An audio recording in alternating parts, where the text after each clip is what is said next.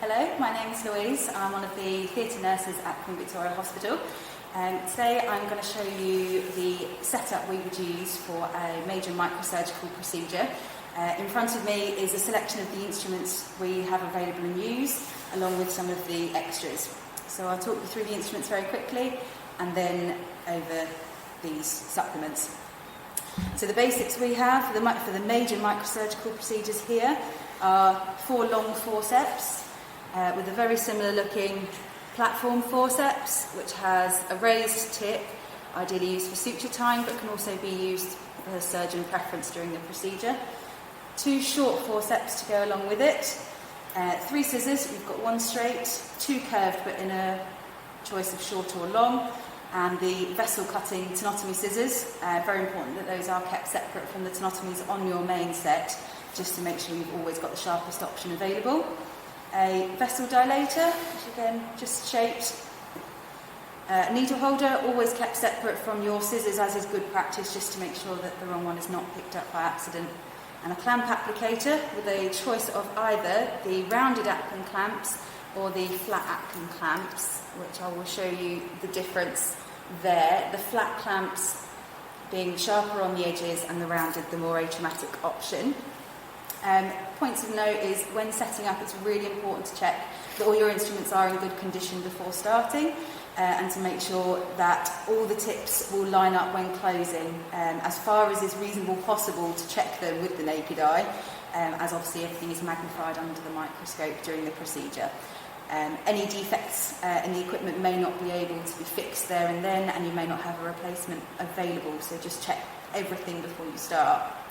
So the extras that we have here, aside from the Ackland clamps, we have a choice of suture.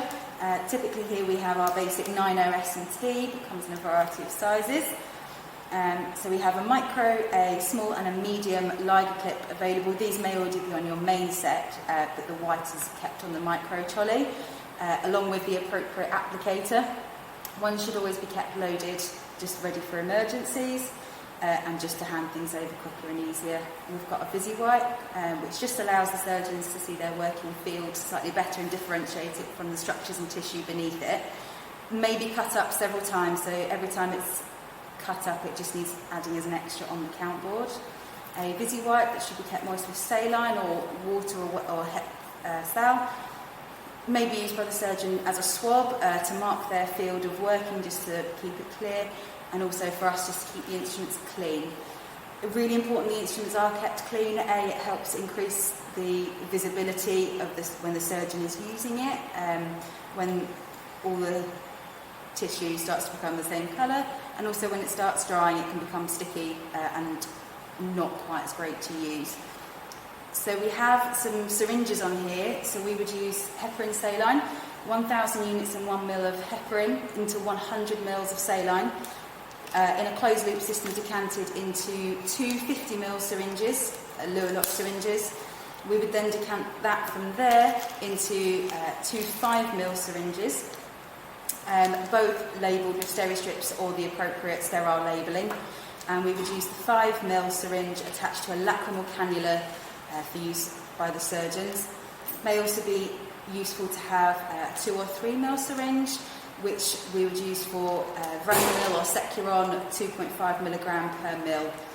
And then suction. Microsuction is a normal Yanker suction with a 10 ml syringe with the plunger removed and a grey Venflon cannula with the trocar removed and discarded before count. Again, really important just to check that the suction is at the appropriate level before you start using it in the procedure. It can just be checked in a dish of saline. Either yourself or the surgeon can check it.